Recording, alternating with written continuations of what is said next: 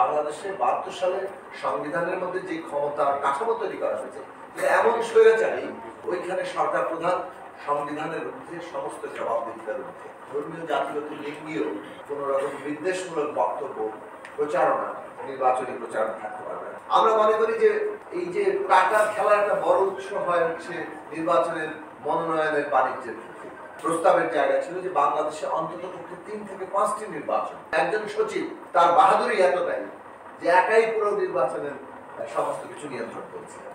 আমরা যতটা বুঝতে পেরেছি ইতিমধ্যে আলোচনা করে এবং আমরা যে প্রস্তাব রেখেছিলাম সেটা স্পষ্টতই এই যে নির্বাচন সংস্কার কমিশন সহ বিভিন্ন সেক্টরের সংস্কার কমিশন গঠন করা এবং একটা সংস্কার প্রস্তাব তৈরি করা। এই প্রস্তাবটা আসলে অন্তর্বর্তীকালীন সরকারকে আমাদের পক্ষ থেকে দেওয়া হয়েছিল এবং এই প্রস্তাবটি লক্ষ্য ছিল এটি যে কমিশনগুলো বিশেষ নির্দিষ্ট বিষয়ে অংশীদারদের সাথে আলাপ আলোচনা করেই তাদের প্রস্তাব তৈরি করবে। নির্বাচন ব্যবস্থার সংস্কার বিষয়ে আমরা আসলে এ পর্যন্ত অনেকভাবে কথা বলে এসেছি। আমাদের দলগুলো থেকে ইতিমধ্যে দাবিগুলো উত্থাপিত হয়ে এসেছে। আমরা প্রথম যেটা মনে করি যে বাংলাদেশের বিশেষ বাস্তবতায় আমাদের নির্বাচন নিয়ে ভাবতে হবে। শান্তিপূর্ণ ক্ষমতা হস্তান্তরের এই যে পথ নির্বাচন, সেই নির্বাচনটা বাংলাদেশের প্রতিষ্ঠানের পর থেকেই তৈরি হতে পারে। তার মানে হচ্ছে দুটো জিনিস আছে। একটা হচ্ছে প্রাতিষ্ঠানিক দুর্বলতা আছে। প্রথম বিষয় হচ্ছে যে রাজনৈতিক দলগুলোর দিক থেকে একটা সুষ্ঠু নির্বাচন করা, মানুষের ভোটের অধিকার প্রতিষ্ঠা করার প্রতি আন্তরিকতার অভাব আছে। তারা সুযোগ পেলেই মোটামুটি ভাবে নির্বাচন ব্যবস্থার উপর নিজের কর্তৃত্ব কায়েম করে নিরঙ্কুশ দখল একটা সুষ্ঠু নির্বাচন যেখানে ২৫০ থেকে ২৭০ আসন প্রায় সরকারি দলের জন্য নিশ্চিত, সেই রকম জায়গাতেও একটা সুষ্ঠু নির্বাচন হতে পারে, প্রশ্নহীন নির্বাচন হতে পারে। কারণ রাজনৈতিক দলগুলোর মধ্যে নির্বাচন সুষ্ঠু করার ব্যাপারে আগ্রহের জায়গা নেই, তাদের নিরঙ্কুশ করার একটা জায়গা আছে। দ্বিতীয় সমস্যা হচ্ছে যে রাজনৈতিক দল যখন চায় যে আমি নির্বাচন ব্যবস্থাকে ম্যানিপুলেট করবো, ওটার মধ্যে কোনো না কোনো ভাবে একটা কারসাজি করবো, দখল করবো, তাহলে সেটা করা যায়। প্রাতিষ্ঠানিক আয়োজনটাই এমন যে এই ক্ষেত্রে কোনো প্রতিরোধের তাদের মুখোমুখি হতে হয় না। বাংলাদেশে ৭২ সালে সংবিধানের মধ্যে যে ক্ষমতা কাঠামো তৈরি করা হয়েছে এমন স্বৈরাচারী ওইখানে সরকার প্রধান সংবিধানের ঊর্ধ্বে সমস্ত জবাবদিহিতার ঊর্ধ্বে, ফলে সবগুলোর প্রতিষ্ঠান জিহুজুর প্রতিষ্ঠান ছাড়া অন্য কিছু হয় না। তাহলে এই দুই অবস্থার বদল দরকার।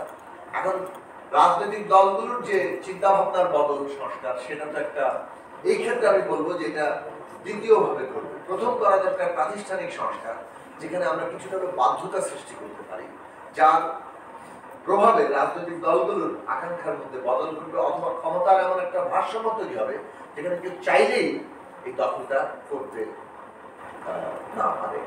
সেই দিক থেকে আমাদের প্রস্তাবের জায়গা ছিল যে বাংলাদেশে অন্তত ৩ থেকে ৫টি নির্বাচন, এমনকি এই সংস্কারের পরেও আমাদের কাঙ্ক্ষিত সংস্কার যদি আমরা অর্জন করতে পারি কিংবা রাষ্ট্র ব্যবস্থার যে গণতান্ত্রিক রূপান্তর করতে পারি, তারপর ৩ থেকে 5টি নির্বাচনকালীন একটা অন্তর্বর্তী সরকারের অধীনে কোনো না কোনো ভাবে অন্তর্বর্তী সরকারের অধীনে ৩ থেকে 5টি নির্বাচন করা দরকার। কেননা যে প্রাতিষ্ঠানিক শক্তি অর্জনের কথা আমরা বলছি, প্রতিষ্ঠানগুলো গড়ে উঠবে, তার মধ্যে ক্ষমতার ভারসাম্যতা সৃষ্টি হবে, এটা আসলে আইন করার সাথে সাথেই গড়ে ওঠে না।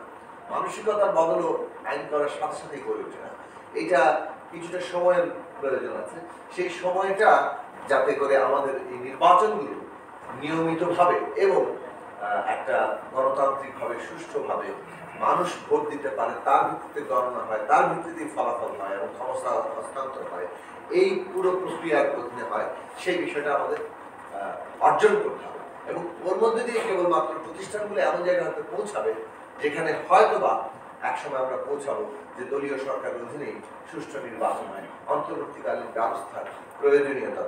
আমরা 2018 সালের আগে যে কমিশন, ওই কমিশনের সময় দেখেছিলাম একজন সচিব তার বাহাদুরি এতটাই যে একাই পুরো নির্বাচনের সমস্ত কিছু নিয়ন্ত্রণ করছে।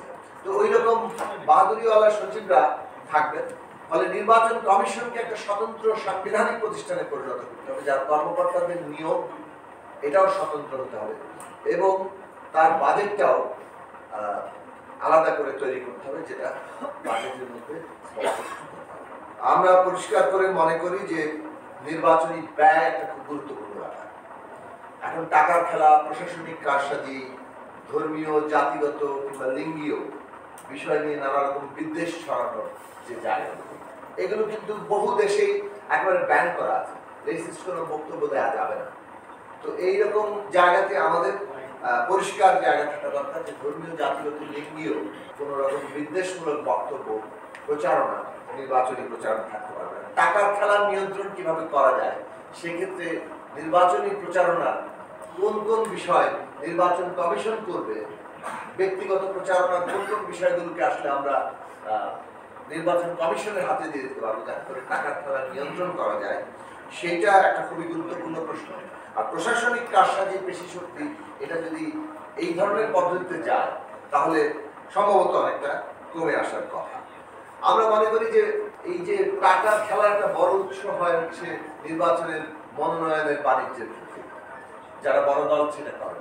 প্রত্যেকটি রাজনৈতিক দলের ক্ষেত্রে প্রার্থী বাছাইয়ের যে প্রাইমারি, এটা বাধ্যতামূলক করার জন্য যদি ব্যবস্থা হয় গণভুক্ত দেশের মধ্যে কিংবা নির্বাচনী আইনের মধ্যে, যে তারা প্রার্থীটা একটা প্রাইমারির মধ্যে দিয়ে করবেন, সেইটা এই মনোনয়ন বাণিজ্যের ক্ষেত্রে অনেক বড় বাধা সৃষ্টি করতে পারে বলে আমার কাছে মনে হয়। সংবাদ, ফিচার ও অনুষ্ঠানের জন্য ভিজিট করুন সংবাদ প্রকাশের ওয়েবসাইট এবং যুক্ত থাকুন ফেসবুক পেজ ও ইউটিউব চ্যানেলের সঙ্গে।